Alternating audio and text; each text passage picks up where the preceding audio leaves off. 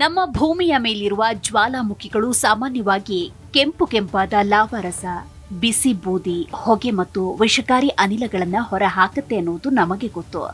ಆದರೆ ವಿಶ್ವದ ಅತ್ಯಂತ ಶೀತಲ ಖಂಡವಾದ ಅಂಟಾರ್ಟಿಕಾದ ಆಳದಲ್ಲಿ ಇಂತಹದ್ದೇ ಒಂದು ಜ್ವಾಲಾಮುಖಿ ಇದೆ. ಅದು ಭೂಮಿಯ ಮೇಲಿನ ಉಳಿದ ಯಾವುದೇ ಜ್ವಾಲಾಮುಖಿಗಳಿಗಿಂತ ಸಂಪೂರ್ಣವಾಗಿ ವಿಭಿನ್ನ. ಹೌದು, ಅದುವೇ ಮೌಂಟ್ ಎರೆಬಸ್. ವಿಶ್ವದ ದಕ್ಷಿಣದ ತುದಿಯಲ್ಲಿರುವ ಅತ್ಯಂತ ಸಕ್ರಿಯ ಜ್ವಾಲಾಮುಖಿಯಾದ ಇದು ತನ್ನ ಒಡಲಿನಿಂದ ಕೇವಲ ಲಾವಾವನ್ನ ಮಾತ್ರವಲ್ಲದೆ ವಾತಾವರಣಕ್ಕೆ ಶುದ್ಧ ಚಿನ್ನದ ಸಣ್ಣ ಹರಳುಗಳನ್ನು ಬಿಡುಗಡೆ ಮಾಡುವ ಜಗತ್ತಿನ ಏಕೈಕ ಜ್ವಾಲಾಮುಖಿ ಅನ್ನೋ ಹೆಗ್ಗಳಿಕೆಗೆ ಪಾತ್ರವಾಗಿದೆ.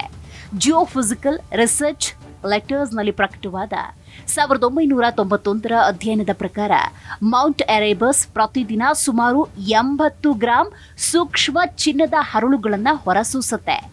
ಪ್ರಸ್ತುತ ಚಿನ್ನದ ಬೆಲೆಯಲ್ಲಿ ಅದು ದಿನಕ್ಕೆ ಸರಿಸುಮಾರು 5,55,600 ರೂಪಾಯಿ ಅಥವಾ ವರ್ಷಕ್ಕೆ 18.9 ಕೋಟಿಗಿಂತ ಹೆಚ್ಚು ಮೌಲ್ಯದ್ದಾಗಿರುತ್ತೆ ಅಂತ ಅಂದಾಜಿಸಲಾಗಿದೆ.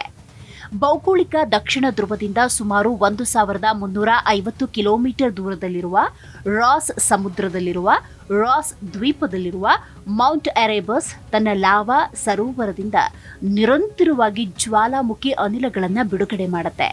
ಈ ಅನಿಲಗಳು ಶುದ್ಧ ಚಿನ್ನದ ಸೂಕ್ಷ್ಮ ಕಣಗಳನ್ನು ಒಯ್ಯುತ್ತೆ ಅಂತ ವಿಜ್ಞಾನಿಗಳು ಮಾಹಿತಿ ಹಂಚಿಕೊಂಡಿದ್ದಾರೆ. ಇದು ಅಂಟಾರ್ಟಿಕ್ ಮಂಜುಗಡ್ಡೆಯ ಮೇಲೆ ನೆಲೆಗೊಳ್ಳುವ ಮೊದಲು 1,000 ಕಿಲೋಮೀಟರ್ಗಳವರೆಗೆ ಪ್ರಯಾಣಿಸಬಹುದು. ಎಲೆಕ್ಟ್ರಾನ್ ಸೂಕ್ಷ್ಮ ದರ್ಶಕವನ್ನು ಬಳಸಿದ ಸಂಶೋಧಕರು ರೋಚಕ ಸತ್ಯವೊಂದನ್ನು ಪತ್ತೆ ಹಚ್ಚಿದ್ದಾರೆ. ಈ ಜ್ವಾಲಾಮುಖಿ ಹೊರಹಾಕ್ತಿರೋದು ಕೇವಲ ಕರಗಿದ ಸಾಮಾನ್ಯ ಚಿನ್ನದ ಧೂಳಲ್ಲ, ಬದಲಿಗೆ ಅತ್ಯಂತ ನಿಖರ ಹಾಗೂ ಸುಂದರವಾದ ಆಕಾರವನ್ನು ಹೊಂದಿರುವ ಸೂಕ್ಷ್ಮ ಹರಳುಗಳು ಎಂಬುದನ್ನು ರೂಪಿಸಿದ್ದು, ಇವುಗಳಲ್ಲಿ ಕೆಲವು ಚಿನ್ನದ ಹರಳುಗಳು ಬರೋಬ್ಬರಿ 60 ಮೈಕ್ರೋಮೀಟರ್ಗಳಷ್ಟು ವ್ಯಾಸವನ್ನು ಹೊಂದಿದೆ ಅನ್ನೋದನ್ನು ದೃಢಪಡಿಸಿದ್ದಾರೆ. ಜ್ವಾಲಾಮುಖಿಗಳಿಂದ ಹೊರಬರುವ ಅನಿಲಗಳಲ್ಲಿ ಚಿನ್ನದ ಅಂಶ ಪತ್ತೆಯಾಗುವುದು ಸಂಪೂರ್ಣವಾಗಿ ಅಸಾಮಾನ್ಯ ವಿದ್ಯಮಾನ ಏನಲ್ಲ. ಹವಾಯಿಯ ಕಿಲಾವಿಯಾ, ಇಟಲಿಯ ಮೌಂಟ್ ಎಟ್ನಾ, ಅಲಸ್ಕಾದ ಅಗಸ್ಟಿನ್ ಜ್ವಾಲಾಮುಖಿ, ಮೆಕ್ಸಿಕೋದ ಎಲ್ ಚಿಚೋನ್ ಸೇರಿದ ಹಾಗೆ ಜ್ವಾಲಾಮುಖಿಗಳಲ್ಲಿಯೂ ಸಣ್ಣ ಪ್ರಮಾಣದಲ್ಲಿ ಚಿನ್ನ ಪತ್ತೆಯಾಗಿದೆ.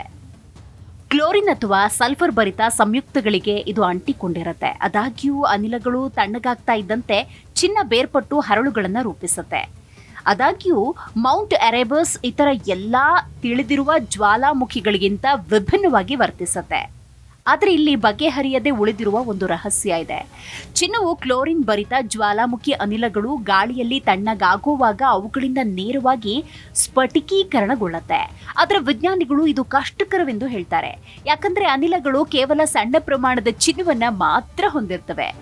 ಸಿದ್ಧಾಂತವು ಹರಳುಗಳು ಮೊದಲು ಜ್ವಾಲಾಮುಖಿಯ ಲಾವಾ ಸರೋವರದ ಮೇಲ್ಮೈಯಲ್ಲಿ ನಿಧಾನವಾಗಿ ಬೆಳೆಯುತ್ತೆ, ನಂತರ ಜ್ವಾಲಾಮುಖಿ ಅನಿಲಗಳೊಂದಿಗೆ ಗಾಳಿಯಲ್ಲಿ ಏರುತ್ತವೆ ಅಂತ ಸೂಚಿಸುತ್ತೆ. ಆವಿಷ್ಕಾರದ 3 ದಶಕಗಳ ನಂತರ ಮೌಂಟ್ ಎರೆಬಸ್ ತನ್ನ ಸೂಕ್ಷ್ಮ ಚಿನ್ನದ ಹರಳುಗಳನ್ನು ಹೇಗೆ ಸೃಷ್ಟಿಸುತ್ತೆ, ಬಿಡುಗಡೆ ಮಾಡುತ್ತೆ ಅನ್ನೋದನ್ನ ವಿಜ್ಞಾನಿಗಳು ಈವರೆಗೂ ನಿಖರವಾಗಿ ತಿಳಿದಿಲ್ಲ. ಆ ಉತ್ತರಿಸಲಾಗದ ಪ್ರಶ್ನೆ ಜ್ವಾಲಾಮುಖಿಯ ಅತ್ಯಂತ ದೊಡ್ಡ ರಹಸ್ಯಗಳಲ್ಲಿ ಒಂದಾಗಿದೆ. ಹಾಗಾದ್ರೆ ಮೌಂಟ್ ಎರೆಬಸ್ನ ಭೌತಿಕ ಪರಿಸರ ಹೇಗೆ ನೋಡುವುದಾದ್ರೆ, ಮೌಂಟ್ ಎರೆಬಸ್ ಅಂಟಾರ್ಟಿಕಾದ ರಾಸ್ ದ್ವೀಪದಲ್ಲಿರುವ ಹಿಮದಿಂದ ಆವೃತವಾದ ಸ್ತರ ಜ್ವಾಲಾಮುಖಿ. ಇದು ಅಂಟಾರ್ಟಿಕಾದಲ್ಲಿರುವ 2 ಸಕ್ರಿಯ ಜ್ವಾಲಾಮುಖಿಗಳಲ್ಲಿ ಒಂದಾಗಿದ್ದು, ಮತ್ತೊಂದು ಡಿಸೆಪ್ಷನ್ ಆಗಿದೆ. ಮೌಂಟ್ ಎರೆಬಸ್ ರಾಸ್ ದ್ವೀಪದಲ್ಲಿರುವ 4 ಜ್ವಾಲಾಮುಖಿಗಳಲ್ಲಿ ಒಂದು.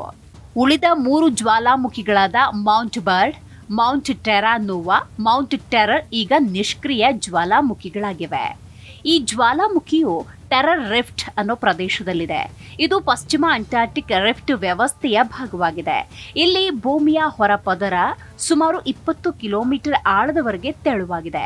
ಇದರಿಂದ ಭೂಮಿಯ ಒಳಗಿನ ಶಿಲಾರಸ ಅಂದ್ರೆ ಮ್ಯಾಗ್ಮಾ ಬಿರುಕುಗಳ ಮೂಲಕ ಮೇಲ್ಮೈಗೆ ಏರುತ್ತೆ. ವಿಜ್ಞಾನಿಗಳ ಪ್ರಕಾರ ಮೌಂಟ್ ಎರೆಬಸ್ ಒಂದು ಹಾಟ್ ಸ್ಪಾಟ್ನಿಂದ ರೂಪುಗೊಂಡಿರಬಹುದು. ಮೌಂಟ್ ಎರೆಬಸ್ನ ಶಿಖರದಲ್ಲಿ ಲಾವಾದಿಂದ ತುಂಬಿದ ಕಾಲ್ಡಿರಾಯಿಂದ ನಿರ್ಮಾಣವಾದ ಒಂದು ಸಮತಟ್ಟಾದ ಪ್ರದೇಶ ಇದೆ. ಇಲ್ಲಿ ಬೇಸಿಗೆಯಲ್ಲಿ ಸರಾಸರಿ ತಾಪಮಾನ -20 ಡಿಗ್ರಿ ಸೆಲ್ಸಿಯಸ್ ಇರುತ್ತೆ.